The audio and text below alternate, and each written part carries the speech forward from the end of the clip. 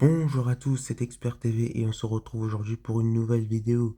Cet été, deux émissions vont s'affronter dans un duel épique avec pour objectif de faire la meilleure audience possible. L'une est diffusée sur France 3. Elle a fait son retour le 25 avril 2018 après 9 ans d'absence et elle est présentée par Cyril Ferraud. Je veux bien sûr parler de La carte au trésor. Et oui, et l'autre est diffusée sur M6 depuis 2006. Après avoir connu une interruption de 4 ans, elle est revenue en 2018, plus en forme que jamais, présentée par Stéphane Rothenberg. Je veux bien sûr parler de Pékin Express. Alors, on avait déjà fait ça avec The Voice de Nikos et The Artist hein, de Nagui. Euh, Son télécrochet qui a fait un beat de monumental. Donc on avait fait un pronostic d'audience sur les deux émissions et on avait évoqué ce qui allait se passer dans ces télécrochets. Et ben dans cette vidéo, on va faire la même chose avec ces deux jeux d'aventure. Donc commençons d'abord par le jeu de Cyril Ferraud. Euh, alors, alors, France 3 va diffuser tous les mercredis de l'été à partir du 6 juillet la carte au trésor. Alors l'émission d'ailleurs revient à sa période de diffusion historique puisqu'à ses débuts, le jeu était diffusé en été. Le jeu avait débuté en 1996, hein, pour rappel. Et donc on va rappeler les règles du jeu. Le principe du jeu est que deux candidats représentés par la couleur bleue pour le garçon et la couleur rouge pour la fille. Donc les deux candidats euh,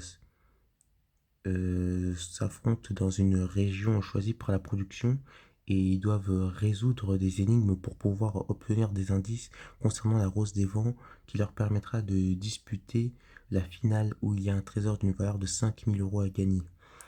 Et cette saison, le premier épisode aura lieu dans l'Estorel qui se trouve dans le Var. Et de nouvelles règles viendront compliquer la tâche des candidats, et ce pour toute la saison.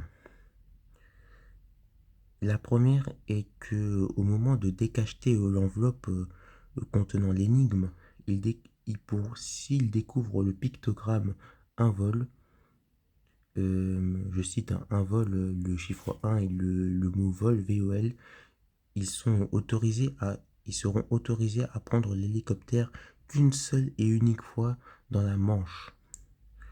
Euh, Autre règle qui a déjà été faite aussi, il y aura des énigmes qui devront être résolues sans prendre une seule fois l'hélicoptère.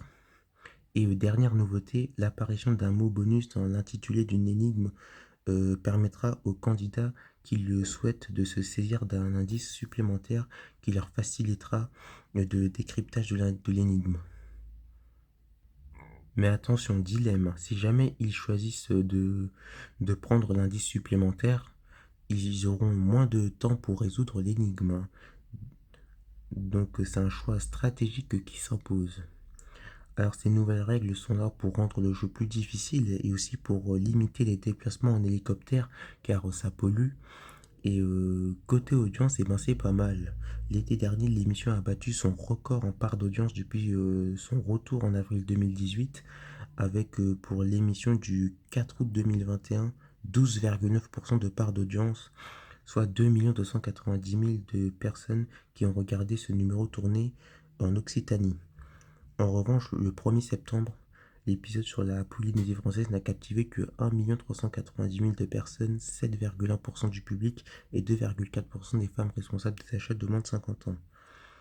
Donc, bon, en même temps, c'était une rediffusion, donc il fallait s'attendre à un mauvais score. Donc voilà pour la carte au trésor. Passons maintenant à Pékin Express. Pékin Express qui est à l'antenne depuis janvier 2006, hein, 15 janvier 2006, donc c'est 16 ans que ça dure. Hein. Et cette année 2022, eh ben, deux saisons ont été diffusées. L'une a déjà été diffusée au printemps dernier, c'était la saison 15, et l'autre va être diffusée tous les mercredis soirs à 21 h sur M6 à partir du 6 juillet, donc en concurrence avec la carte au trésor. Cette saison sera pas comme les autres, hein, car ce sera une édition All-Star, hein. On voit quelques célébrités sur la photo. Et cette saison All-Star sera intitulée Duo de choc, hein. Donc c'est le sous-titre, hein, du titre Pékin Express.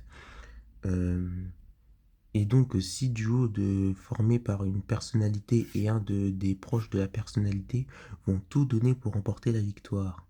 Toujours animé par Stéphane Rothenberg, hein, qu'on voit au milieu, l'émission traversera cette saison comme pays le Sri Lanka, avec notamment un passage par les eaux de Kitulkala, désolé si je prononce mal, et par la plage de Pamadua, qui ont accueilli par le passé le tournage du film culte Le pont de la rivière Kwai. Alors, quelles célébrités vont vivre cette aventure extraordinaire?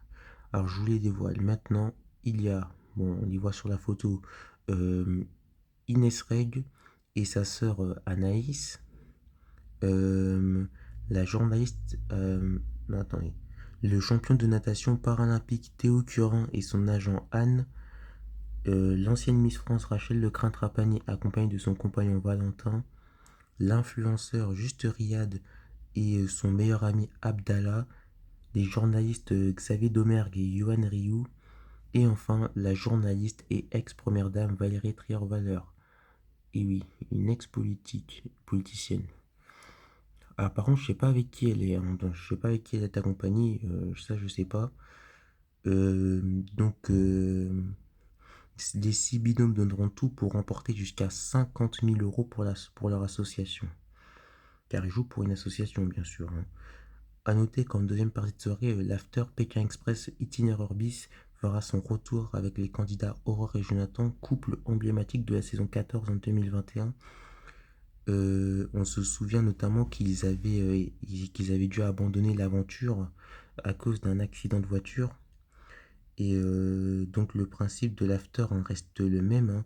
Les deux candidats devront faire le même parcours que les personnalités en suivant une route parallèle.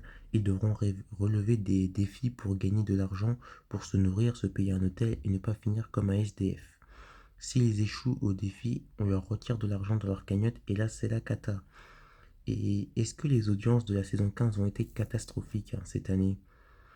Et bien en moyenne durant toute la saison, Pékin Express a fédéré 2 030 000 téléspectateurs, soit 11% des 4 ans et plus et 22,7% des femmes de moins de 50 ans. Si le jeu réalise un bon score sur la cible commerciale, l'émission signe sa pire saison historique en nombre de téléspectateurs. En part d'audience, c'est la 10e saison en 2014 qui est la plus mauvaise, hein. Le lancement de la saison 15 a constitué le plus mauvais démarrage historique avec, euh, avec 2 340 000 de téléspectateurs, 12,5% du public, mais quand même 27,5% des FRD à moins 50, ce qui a permis à MC d'être leader. Donc le lancement de la saison 15 a un pire audience historique en nombre de téléspectateurs. Et la pire part d'audience, hein, alors pas en part de marché, car la pire part d'audience pour un lancement de Pékin Express a été établie euh, lors de la saison 13 en février 2020 avec 12,2%. Donc le lancement de la saison 15 a fait 12,5%, donc c'est au touche-touche, quoi, c'est pas loin. Euh, la finale de la saison 15 remportée par Lucas et Nicolas, qui eux ont remporté 100 000 euros, donc le maximum, euh, a été suivi par 1 940 000 de personnes, 10,7% des 80 et plus, 21% des femmes responsables des achats de moins de 50 ans. C'est la pire audience historique pour une finale de Pékin Express, toujours en nombre de téléspectateurs, hein. Et la pire finale, hein, la pire finale en audience enfin, en part d'audience plutôt, ça a été établi euh, lors de la saison 2014, la 10e saison, avec 9,4%. Donc une audience en dessous des 10%.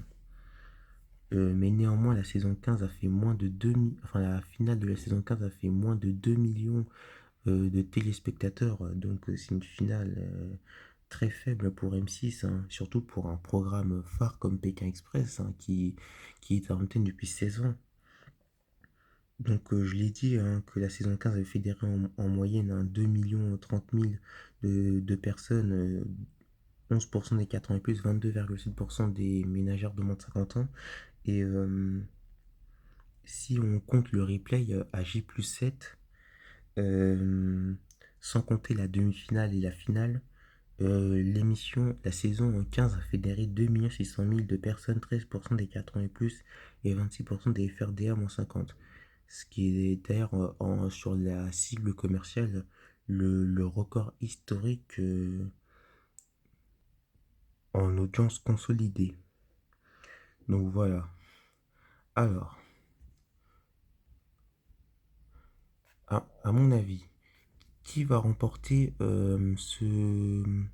ce combat des jeux d'aventure? Qui va remporter ce match des jeux d'aventure en audience? La carte au trésor ou Pékin Express? Oh, franchement, pour moi, ça va être très serré. Mais bon, je miserais bien sur la carte au trésor de Cyril Ferraud. Ouais, je miserais bien là-dessus parce que France 3 a un public plus âgé qui regarde plus la télévision et M6 a un public beaucoup plus jeune qui eux, bah, ils sortent dehors parce qu'il fait chaud, ouais, c'est l'été, ils vont faire la fête, ils sont dehors, quoi. Et donc, du coup, ils vont pas rester devant la télé alors qu'il a crevé, alors qu'il fait chaud, quoi. Voilà. Pour moi, je pense que France 3, la carte au trésor et Cyril Ferraud vont battre M6. Et bon, en revanche, je pense que M6 sera leader hein, sur les femmes responsables des achats de moins de 50 ans, ça c'est sûr et certain. France 3, sur cette cible-là, bon, déjà, c'est pas leur cœur de cible, hein, donc bon, ils s'en foutent, mais voilà, je pense que M6 va largement les battre sur cette cible-là. Mais sinon, sur les 80 plus, je pense que France 3 va être devant. Pas de beaucoup, je pense que ça va être quand même assez serré, mais voilà. Je pense que France 3 va gagner le match face à M6. Voilà, la carte au trésor pour moi va battre Pékin Express. Et donc, et puis voilà. Donc n'hésitez pas à me dire en commentaire hein, qui va gagner entre ces deux émissions, la carte au trésor ou Pékin Express. Merci d'avoir suivi cette vidéo. N'hésitez pas à commenter, à liker et à partager la vidéo. Et je vous dis à bientôt pour une prochaine vidéo. Salut!